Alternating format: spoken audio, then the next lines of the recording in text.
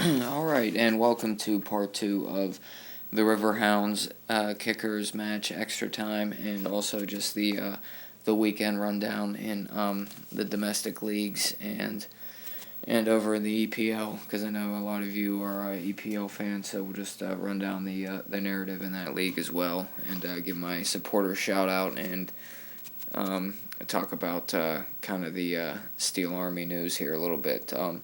Decided a weekly segment of this show, the weekend wrap-up show, is going to be supporter shout-out, where I'm just going to kind of shout out to a group of supporters that I thought did just a tremendous job over the weekend of, supporting their team and being loud and being proud. So it's going to be kind of an obvious pick for my first one. Well, maybe not obvious, but we'll get back into that later in the show. But just kind of wrapping up the game. The Kickers beat the Riverhounds 3-1. They kind of controlled the play through the first hour, and the Riverhounds could only get one goal back through Collins John. But good from him, he came on. Sorry about that. He came on midway through the second half, and didn't take him too long to find the back of the net in the USL Pro. So hopefully that is a sign of things to come. Maybe he could come off the bench. Maybe that's going to be his primary role. That can work for some players. Not some players aren't necessarily really built to be starters. They're definitely better suited coming off the bench and adding a spark and adding some offensive life up front. So that could be the case for Collins John for the Riverhounds this year. So we will see. Hopefully that is the first goal of many. So the Riverhounds are currently 0-1-1 after 2 games on the road, 2 rough games, opening with Orlando City and Richmond on the road. 2 of the, I'd say, the best teams in the USL Pro last year, and 2 of the favorites to win it again this year. Richmond had the best record in the league last year. Orlando was the tournament champion, so to get off to a start playing those 2 teams on the road, to get a draw and a loss, isn't the worst thing in the world. So the Hounds are coming back home for the home opener this upcoming Saturday, April 12th. They will be hosting Wilmington FC, and hopefully we can get our first win and get the first 3 points on the board for the 2014 season. Should be a great game in the supporter section. Kind of move on to that. Now, should be a really good game in the supporter section. Looking for a lot of people to be involved this year. I know we had a good turnout at the first general meeting for the Steel Army, so maybe we'll see some new faces in the supporter section. But get there early if you want to be involved in the tailgate, and if you want to be involved in the tailgate, the march to the stadium, and the tifo. You want to get there definitely early to partake in all those activities. So, and if you want to become a dues-paying member of the Steel Army, just get in touch with some of the guys there, and you will get a member scarf and a koozie, which we all should be getting this Saturday as well. So, looking forward to that, definitely. Looking forward to this Saturday, very much so. Move on to some other action outside of the USL Pro for this weekend, but before that, just to wrap up the Steel Army talk, come early, get involved for the game this Saturday. It should be a good one. Also, I do apologize if the sound quality isn't as good for this pod as some of the others. I was going to record it downtown at the Gateway Studio, where I'm about to head here after I record the second part, but I'm not going to have the availability for the small audio facilities where I had been recording the pod, so I'm just recording it here in my apartment before I head down. So if the audio quality is a little bleh, that is the reason.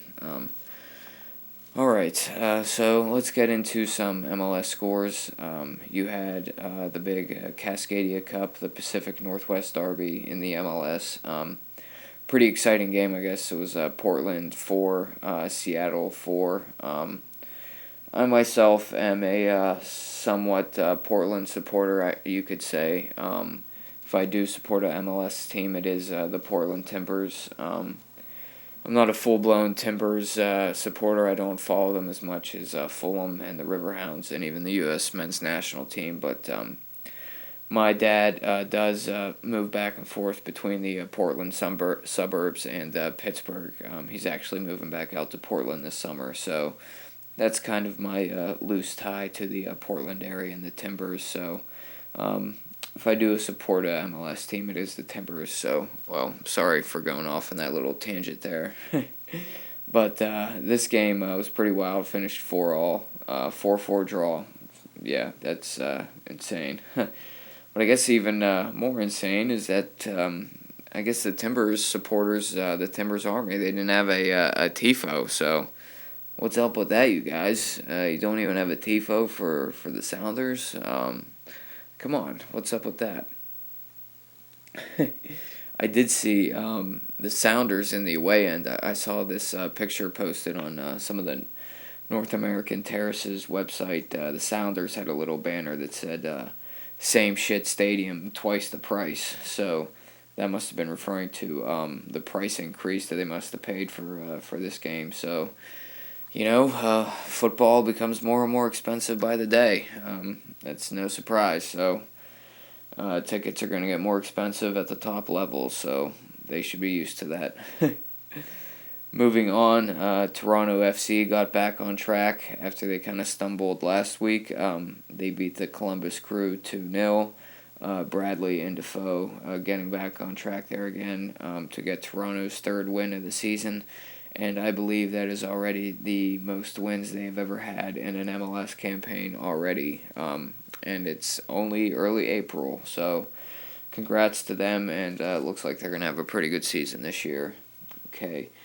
In the Houston Dynamo game, the Riverhounds affiliate club, they lost the, I don't know what they call this. Do they call this the Tejas Derby?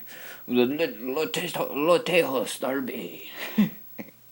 They lost to FC Dallas 4-1, so they will be disappointed there. Montreal Impact, New York Red Bulls drew 2-2. Colorado Rapids won in Vancouver 2-1. That's a decent win. The replay of the MLS Cup, KC and Real Salt Lake drew 0-0. Chicago and Philadelphia drew 2-2. DC United beat New England 2-0. And I know Chivas and LA were playing earlier this afternoon. Sorry, I don't have a score for that. If you care enough, you could probably go find it. Nice attitude, huh? That wraps up the domestic action. I'm going to swing over to England and talk about the English Premier League for a little bit. And I will start with my supporter shout-out. My supporter shout-out goes to the traveling Fulham FC supporters who 3,000 of them went up to Birmingham to cheer on the Mighty Whites. Their 2-1 victory over Aston Villa. Crucial victory in the battle for relegation. Could this be the start of their great escape? I sure hope so. But the Fulham 3000, as a couple of us have been calling them, they were amazing. They were singing the whole match. They were bouncing. They were loud. And when Fulham got that second goal to win it, man, they were just going nuts, man. There was just fucking scenes in that away end. So I wish I could have been there. Man, I wish I could have been there. But it looked unreal. So that is my supporter shout-out for the weekend. Let me just get to some other scores here because time is running out, surprisingly. All right, Manchester United beat Newcastle 4-0. It seems like Newcastle has thrown in the towel for this year already. They're going to finish 9th or 10th, and that's it. Chelsea beat Stoke 3-0 at Stamford Bridge. Actually, I had a buddy from high school who was at this game. He's a Chelsea supporter, so shout out to Kurt Rader, who was at the Bridge Manchester City beat Southampton 4-1. Hull beat Swansea 1-0. Looks like Hull's going to stay up. West Brom beat Norwich 1-0. Norwich, I think, are fucked. Crystal Palace beat Cardiff 3-0. Looks like Palace is going to stay up for the first time in the Premier League era.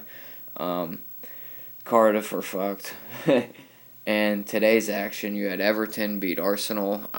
Can the Toffees overcome Arsenal for that fourth spot? And if they can, that would be truly amazing. But they dominated Arsenal today. They won 3-0. Arsene Wenger is getting squirmier and squirmier, and his butt's getting tighter and tighter. Liverpool held firm in the title race. They had a tough game against West Ham, but they pulled it out 2-1 on the back of 2 Gerrard penalties. Some controversial calls in that game, but Liverpool are on pace to win the Premier League title, and I do hope that happens. So, all right, running out of time here for part 2, but I want to thank everyone for listening, and I do apologize again for the quality and the fact that this pod is only about 24 minutes long in 2 12-minute pieces, but to be honest, this weekend, that's probably about the only time I could fill. It's Sunday night, and it's getting late, so thank you all. Hope you enjoy your week, and see you next week.